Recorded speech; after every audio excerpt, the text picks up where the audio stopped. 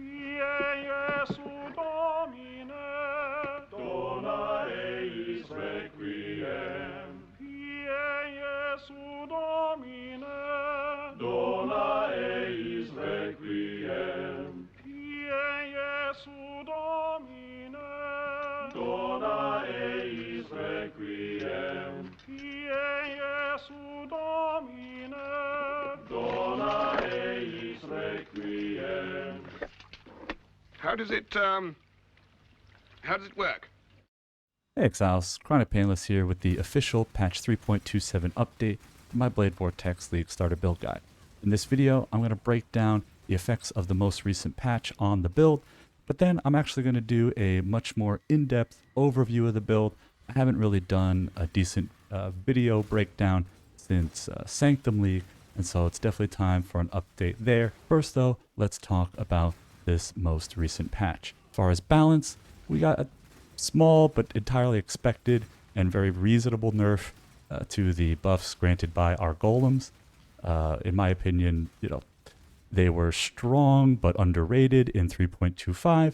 Then with the buff last patch, they were obviously OP, and now they've been scaled back to just, pretty OP, but still very, very good.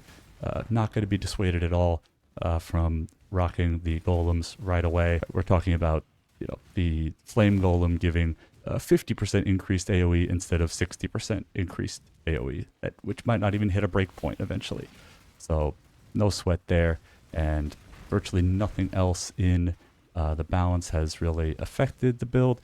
Obviously, spell suppression took a little bit of a hit, pushing even more towards a block or just pure glass cannon loadout, which I think is going to be where I'm heading this league. Definitely getting that block going again, I think is going to be really good. So that covers the balance changes. As far as the new content that's been teased and revealed, none of the uniques have really piqued my interest, but what has very much piqued my interest is the new Oshabi Ascendancy, the Bloodline Ascendancy, the Primal Owl. But as you may have gleaned from the meme intro, I don't really know how this is going to work. Obviously, I know how Unleash works in the fact that Blade Vortex ignores the less damage penalty that Unleash normally puts on the recurrences of the spell. But this is worded differently. BV is kind of weird with Unleash. BV doesn't actually deal damage when it is cast. The cast creates a stack of Blade Vortex, and if you have a stack of Blade Vortex, you'll deal periodic damage. It's kind of strange like that, and that's why, the less damage when recurring doesn't apply, because when the spell was recurring, that was just creating a stack. What will apply is, other bonuses, and it's a kind of reverse snapshot situation where even, if you activate a flask midway through your BV, you'll start getting that flask benefit right away. But it won't last after the flask is gone, and just because your BV is still going, right? It's kind of this, the complete opposite of snapshotting. How is this going to work with Primal Owl? I honestly don't know. I'm waiting for an FAQ or something on this one. Hoping I'm not going to have to try to live test whether or not 40% more damage is happening. That's going to be a little tough, but we are definitely very intrigued by just the prospect of +3 maximum Unleash seals. This actually unlocks the forbidden tech of having 9 Unleash seals, which would give you a full 10 Blade Vortex on one cast. Is it going to be worth it to do this? It's still going to require, a whole Ascendancy. You're going to need the Awakened Unleashed level 5. You're still going to need the Caster Mastery. And on top of that, you're going to need a Redeemer mod on your helmet in order to get that final 9th seal. Having more than 4 seals doesn't really do anything for you, right? You're still going to have to cast just as often in order to maintain 10 blades. You can just do it slightly less rhythmically if you have more seals. And until you get up to 9 seals, that's when things maybe change. But I don't know if it's going to be worth it, but definitely going to be something I look forward to playing around with. And of course, if we actually are going to be getting 45% more damage from having 9 seals, then that's going to be very intriguing. But honestly, my initial interpretation of this is that it is not going to apply, because I interpret this wording as being each recurrence is going to do 5% more damage than the last, right? Otherwise, it would say spells deal more damage for each seal removed. If it said that, then I would say that could work, right? Because, you know, it's still BV, the spell is dealing the damage. It's just not the cast specifically that's dealing the damage, which is why things that apply to the recurrences don't apply to BV. But it's still a spell that can be modified, and there's never been a modifier text that has specifically called out unsealed spells.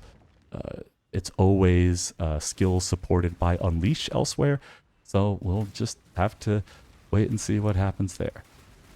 As far as the other bloodlines, nothing super exciting in the King of the Mists area, and the ultimatum, the Vol skills manipulation, the soul manipulation. It's interesting to an extent because we obviously love our Vol BV. It's a huge part of the build, but if you can't get to that infinite Vol BV like we had in, say, Settlers League with the Runic Enchant, then, you know, is it really going to be worth investing in that whole direction? Probably not. But, you know, maybe they'll tweak the numbers there. Maybe we'll figure out some way to get that to 100% reduced that you're always hoping to be able to achieve. And, well, you know, again, gonna have to see how that one plays out. And as far as the graphs are concerned, I'm mainly hoping that we're gonna see skill effect duration as a mod there. Always love to pick up a cheeky source of that, but you know, we haven't gotten the full list yet, so I'll be definitely refreshing POE DB on the day of League launch, hoping they can get those patch notes digested ASAP. And that pretty much covers the most recent patch.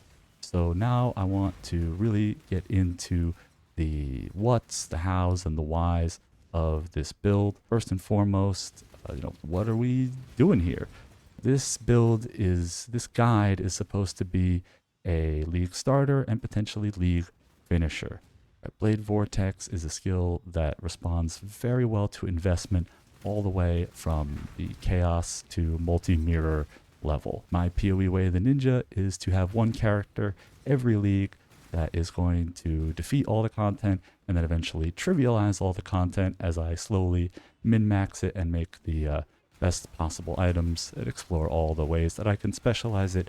And that's just how I like to enjoy the game. So if you're at all similar to that, this is definitely a good build worth considering. If you know you're looking for, though, the S+ tier meta-defining League starter, this is not that. I'm not going to sit here and tell you that this is the best League starter. It's a very good one. It's a strong one. It's been time tested. It's fun. I would put it, you know, right now as a strong A, but you know, is it going to outperform the broken builds that people are discovering? No. So, you know, if that's what you're looking for, I'm sorry, but BV is only very, very good. It's not meta-defining. But if that sounds good to you, let's talk about how you actually make it work. The main mechanic that we are going to be leveraging to make this such a strong League starter is, of course, the power of the golems. They just provide so much. They have been the foundation of the build as a League starter since I started making these videos. They really have to be experienced in order to appreciate. I saw a Reddit comment that described it as clicking this new Golemancer Ascendancy felt like putting on a whole set of alt leveling gear. It really does make the progression super comfy all the way up through until, you know, the game starts getting extra hard in red maps, and then you start needing to buy a few items here and there. But the golems provide so much value on zero currency investment, and really are what makes BV such a strong and safe League starter. Closely behind the golems in terms of importance is freeze. This is a cold conversion build, and we are going to be very much utilizing freeze as a layer of defense, especially in the early parts of the league. And this sounds a little crazy perhaps, but That's mainly because freeze and especially freeze proliferation are not very intuitive in how they work. It is different from the other elemental element, shock and ignite, in that the more damage you deal, you're not making a monster more frozen, right? They're either frozen or they're not. So what more damage does is make that freeze last for a longer duration. And this is crucial because freezes have a minimum of 0.2 of a second, or 0.2 seconds, in order to actually apply at all. So if you're not getting past that duration threshold when you're trying to inflict a freeze, even if you have 100% chance to freeze, you still have to do the damage to actually get it done. Or you can take advantage of the very powerful mechanic of increased freeze duration. This is a stat that is super easy to pick up. There's over 100% of it right on the tree. There are jewels that are always vastly underpriced by the economy that can give you, cumulative huge amounts of freeze duration. Altogether, this will act as essentially a more multiplier, saying freeze as though you are dealing whatever percent more damage. And that is a huge benefit. That is going to get you over that threshold. And more importantly, it's also going to get you to the maximum freeze of 3 seconds very easily on weaker monsters, and that's where we take advantage of freeze proliferation. Freezes, when they proliferate, copy and paste the duration, and if there's multiple, it chooses the longest one onto the new target. So even the scariest, beefiest rare in the pack will be frozen as though it was the weakest monster on that first hit. As the freeze proliferates through it, you will see these huge beefy monsters just locked in place until you can whittle them down. And just to make things even safer, we take the mastery that makes monsters take increased damage the longer they've been frozen. So, on that beefy target, maybe he wouldn't have been frozen that long on his own. Once the little mobs are dead, if he's super beefy, he might still be alive, but he's going to be taking increased damage. You're going to be able to keep him frozen, and everything is going to be all right. And speaking of ailments, another way that we're getting a lot of bang for our buck, especially in the early part of the league, is the triple dip of efficiency that we can get from scaling ailment effect. Now, as I was saying before, ailment effect doesn't do anything to freezes. However, it will definitely benefit our chill, which will give us increased damage from bone chill support, and it will increase our shocks from Shaper of Storms, and it will also increase the brittle ground that we're putting down once we get to yellow maps and can get those Eldritch Implicits going. Brittle ground it's pretty much OP in terms of base crit that it can provide, and being able to scale it makes it even better. And BV has no problem applying that brittle ground because that's the way we want to fight. We want to be right up in there, freezing monsters, dancing around them, running back and forth between, making them turn around. It is only natural that we can apply various types of ground. Brittle ground is great if you are maxing your crit in other ways. You can always use scorched ground. Even sapped ground is nice if you want to feel a little bit tankier. All of those are really great, and any of them will scale as you are also scaling your chills and your shocks. And so that's how we're really getting that triple dip of efficiency. And the efficiency that carries us all the way into the late game is just the fact that BV is an AoE hit. Right? It doesn't behave like most AoE hit spells in that you can keep doing the damage while you're running around. You don't have to constantly cast it or trigger it or anything like that. Right? You cast every so often, and it's constantly outputting its hits. And so because it's an AoE hit, it will scale as we scale any of our explosions in the late game. And of course, if we're going for physical explosions from a Crusader chest, then we will be scaling the damage the same way we're scaling our BV, since it's also physical, and you'll just be getting lots of efficiency there, right? Scaling your single target and your clear damage without having to invest in two different directions. And the secret sauce that really makes this build feel good is the skill duration to seal generation ratio. I'll try to break it down as quickly as I can here, but basically we want to be at 10 blade stacks. You can use Unleash with 4 seals to create 5 blade stacks, and so if you can do that twice within the duration of your BV, you can stay at 10 blades. So we're going to be pushing our skill duration until it is more than twice the time that it takes us to generate 4 seals, which is about 2.5 seconds as you level up into higher levels of Unleash and Awakened Unleash eventually. And so you're going to need a duration, you know, about 6 seconds or so to be safe, right? You want a little bit of cushion, and then as long as you're casting at least as often as when you are at maximum seals, you know, if you happen to throw in an extra cast here or there because you get a little squirrely, don't worry, that's not going to break the rhythm. As long as you are casting at maximum seals or faster, you will always be at 10 blade. So that covers the foundations of the build, what really makes it work. Now I want to talk about how you actually go about playing it, some of the tips and tricks there. The main thing is something I already touched on already, is keep moving. The main strength of BV is that it can do its damage while you're running around. So because of that, you can focus on dodging, on confusing, dancing around the monster, and still be outputting your maximum damage. So don't be lazy and start standing still.